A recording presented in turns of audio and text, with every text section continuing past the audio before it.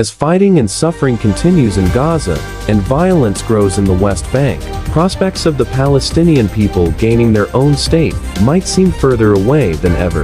The decision by several European countries to formally recognize the existence of a Palestinian state will not overcome the reality that such ambition still faces huge obstacles. But the declarations by Ireland, Spain and Norway will put pressure on other countries in Europe, including the UK, France and Germany, to follow them in supporting Palestinian self-determination.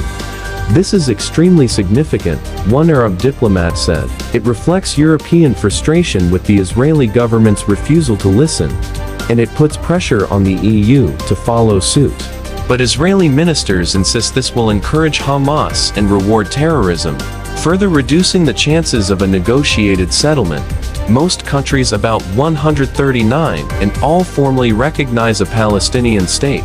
On May 10, 143 of 193 members of the United Nations General Assembly voted in favor of a Palestinian bid for full membership, something that is only open to states. So the key debate behind the scenes is about when these holdout countries should recognize a Palestinian state, when formal peace talks begin between Israelis and Palestinians, when Israel and Saudi Arabia normalize diplomatic relations, when Israel fails to undertake certain actions, or when the Palestinians take certain actions.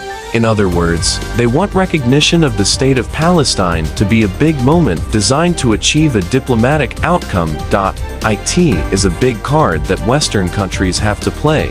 One Western official said, "We don't want to throw it away." The problem is that recognizing a Palestinian state is largely a symbolic gesture if it does not also address the vital concomitant questions. What should the borders be? Where should the capital be located? What should both sides do first to make it happen? These are difficult questions that have not been agreed or even answered satisfactorily for decades.